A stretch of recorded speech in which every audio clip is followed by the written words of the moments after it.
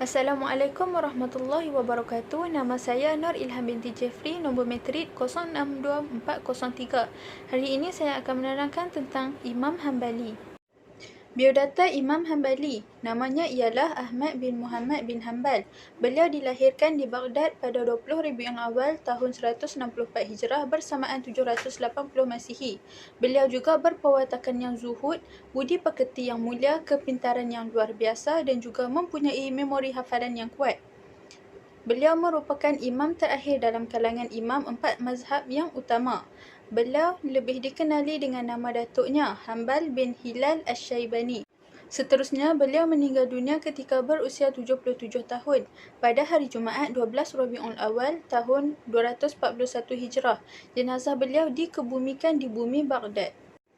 Ketokohan Imam Hanbali dalam ilmu hadis. Beliau mula menekuni ilmu-ilmu keislaman seperti Al-Quran, hadis, bahasa Arab dan sebagainya dengan ulama-ulama di Baghdad. Mengikut catatan ahli sejarah, guru pertama Ahmad bin Hanbali ialah Abu Yusuf Yaqub bin Ibrahim. Beliau merupakan seorang pakar dalam fiqh mazhab Hanafi dan juga merupakan murid Al-Imam Abu Hanifah yang paling kanan. Pada usia 15 tahun, beliau memulakan pengajiannya secara rasmi dalam ilmu hadis daripada Syekh Hashim bin Bashir bin Abu Hazim Al-Wasiti selama 4 tahun. Dalam tempoh 4 tahun bersama Syekh Hashim, beliau telah mencatat sebanyak 3,000 buah hadis. Beliau juga mengembara jauh ke bumi Yaman, Kufah, Basrah, Madinah dan Mekah demi mencari para perawi hadis yang masih hidup. Dalam usaha mengumpulkan hadis di Mekah, beliau bertemu dengan Imam Syafi'i dan kagum dengan keilmuan dan kepakaran yang dimiliki oleh Imam Syafi'i. Beliau berguru dengan Imam Syafi'i dan menjadi murid yang paling kanan. Selepas itu, beliau kembali semula ke Baghdad semata-mata ingin mendampingi Imam Syafi'i yang berhijrah ke Baghdad pada tahun 198 Hijrah dan berakhir pada tahun 199 Hijrah setelah gurunya membuat keputusan untuk merantau ke Mesir.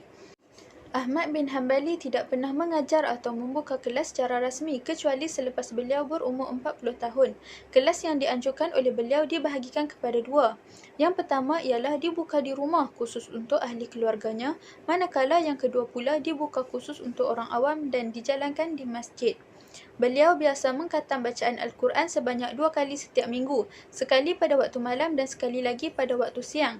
Beliau juga menunaikan solat qiyamul sebanyak 300 rakaat dan mengurangkan jumlah rakaat tersebut kepada 150 rakaat setelah usianya semakin meningkat tua.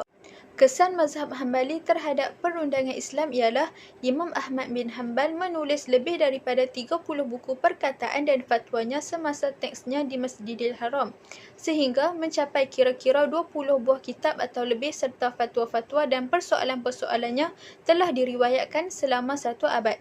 Selepas 1 abad, beliau menjadi imam dan teladan bagi ahli sunnah dari semua golongan mereka sehingga ke tahap mereka yang menentang mazhabnya dengan berijtihad dan meniru orang lain memuliakan nas dan fatwanya serta mengetahui hak dan kedekatannya dengan nas. Penyesatan beliau terhadap fatwa-fatwa para sahabat adalah contoh bagi penyesatan para sahabat terhadap fatwa-fatwa beliau dan nas-nas mereka. Antara ujian yang dihadapi oleh Imam Hanbali ialah beliau telah menolak pendapat Mu'tazilah yang mengatakan bahawa Al-Quran adalah kalam Allah yang bersifat baharu.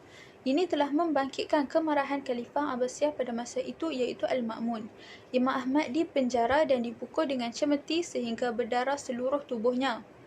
Namun, Imam Ahmad tetap mempertahankan pendapatnya dan tidak mudah terpengaruh dengan pendapat Mu'tazilah. Baginya, pendapat ini tidak sesuai dengan pemikiran pengikut Ahli Sunnah wal Jamaah. Akhirnya, Imam Ahmad dibebaskan iaitu pada pemerintahan Khalifah Al-Mutawakkil. Asal-usul mazhab Hanbali. Dasar-dasarnya yang utama adalah berpegang kepada yang pertama ialah Al-Quran, yang kedua hadis marfu', yang ketiga fatwa sahabat dan mereka yang lebih dekat dengan Al-Quran dan hadis. Yang keempat pula ialah hadis mursal, yang kelima qiyas dan yang terakhir ialah uruf. Sumbangan Imam Hanbali kepada umat Islam ialah dalam bidang hadis dan perundangan Islam. Beliau amat berhati-hati dalam memilih hadis-hadis yang berhubung kait dengan masalah halal dan haram, sama ada dari segi isi atau sanadnya. Seterusnya, segala peraturan dan undang-undang yang dilaksanakan dalam mazhab Hambali sangat ketat dan tegas dalam satu-satu masalah. Di samping itu, beliau mengadakan pelbagai majlis ilmu di masjid-masjid. Tambahan pula, Imam Hambali mempunyai himpunan hadis-hadis karangannya yang terkenal. Salah satunya ialah Al-Musnad. Kitab Al-Musnad ini mempunyai 28,000 hingga 29,000 hadis yang sahih dan 100,000 hadis yang tidak sahih. Kitab tersebut merupakan sumber rujukan ulama hadis dan juga sebagai pegangan apabila berlaku perselisihan. Seterusnya, beliau juga membuka kelas-kelas pengajian iaitu pengajian umum dan khusus. Akhir sekali ialah pengikut mazhab Hambali sebahagian besarnya terdapat di Iraq, Mesir, Hijaz, Palestin dan Najd. Antara nama besar murid-murid beliau ialah yang pertama Soleh bin Ahmad bin Hanbal, yang kedua Abdullah bin Ahmad bin Hanbal, yang ketiga Ahmad bin Muhammad bin Hani Abu Bakar Al-Asran, yang keempat Abdul Malik bin Abdul Hamid bin Mihran Al-Maimuni, yang kelima Ahmad bin Muhammad bin Al-Hajjaz Abu Bakar Al-Marwazi, yang keenam Harab bin Ismail Al-Handali Al-Kirami, dan yang terakhir ialah Ibrahim bin Ishaq Al-Harbi.